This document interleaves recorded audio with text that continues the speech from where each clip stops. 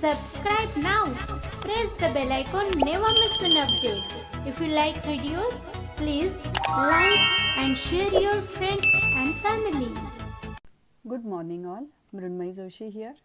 In today's spoken English session, let us learn some words to describe a person with negative traits. नमस्कार, मी मृण्मयी जोशी बोलते आहे. आजच्या आपल्या spoken इंग्लिशच्या पाठात आपण एखाद्या व्यक्तिमत्वाचं वर्णन करताना त्याचे जर काही नकारात्मक गुण असतील तर त्याचं वर्णन चपखलपणे कसं करतात ते काही नवीन शब्द आज आपण बघणार आहोत. पहिला शब्द आहे अनप्रेडिक्टेबल. UNPREDICTABLE. अनप्रेडिक्टेबल. प्रेडिक्ट करणे म्हणजे अंदाजा लावणे. अनप्रेडिक्टेबल म्हणजे ज्याचा अंदाज आपण लावू शकत नाही, बेभरवशी थोडक्यात. सो आपण एखाद्या व्यक्तीचं जर अशा वर्णन करत असू तर you don't know what the person would do next, अशा माणसाला आपण म्हणतो अनप्रेडिक्टेबल. एखादी व्यक्ती अनप्रेडिक्टेबल आहे, कशी वागेल ते माहीत नाही, त्याला म्हणतात अनप्रेडिक्टेबल. सेकंड वर्ड आहे वेग. VAGUE. वेग. वेग म्हणजे अस्पष्ट किंवा संदिग्ध. म्हणजे थोडक्यात that person will not explain things clearly. That person will not communicate to the point. म्हणजे हा कम्युनिकेशन स्किल्सशी रिलेटेड हा पॉईंट आहे की तुमचं कम्युनिकेशन तुम्ही कसं करता, क्लिअर टू द पॉईंट करता का नाही, का वेग करता. VAGUE. वेग म्हणजे अस्पष्ट, नीटचं न कळणारं संदिग्ध विधान, वेग. सो दॅट पर्सन टॉक्स वेगली असं आपण म्हणतो. Third adjective is impatient. IMPATIENT. Impatient हा शब्द आपण बरेचदा वापरतो. इम्पेशंट म्हणजे उतावळा. If person has to weight too long for something, he or she would get angry और would just walk away.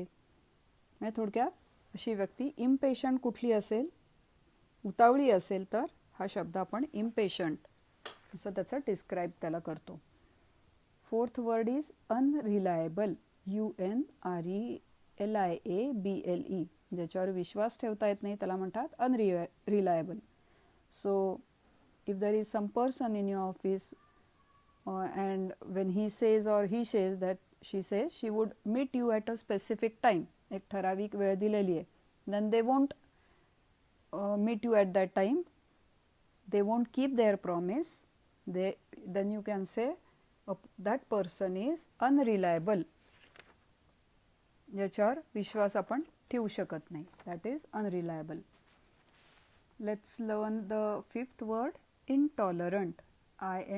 INTOLERANT. intolerant म्हणजे that person, he or she will not like certain types of people and will never accept them, and sometimes they can be very extreme about that person. म्हणजे ज्याला मराठीत आपण असहिष्णुता म्हणतो. म्हणजे एखादी व्यक्ती असहिष्णू असेल, म्हणजे वेगळ्या प्रकारच्या व्यक्तिमत्वाच्या लोकांचा स्वीकार करत नसेल तर त्याला आपण म्हणतो इनटॉलरंट आहे. तर अशा अनेक व्यक्ती आपल्याभोवती असतात. अशा व्यक्तीचं वर्णन ज्याच्या that person does not like certain type of people and he never accept them, then you can say he or she is intolerant towards people. Okay, now let us look at the last word we are going to learn today. Narrow minded. NARROW. Narrow minded. MINDED.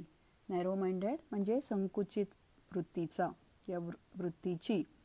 So when the person has a small view of the world and doesn't want to accept ideas outside that view, then we call such a person, we will say that person is narrow minded. संकुचित वृत्तीचा आहे. So today we have learned some new words. Those were unpredictable, vague, impatient, unreliable, intolerant, and narrow-minded. So that's all for today's spoken English session. Thank you. Dhanyawad. Have a happy Sunday.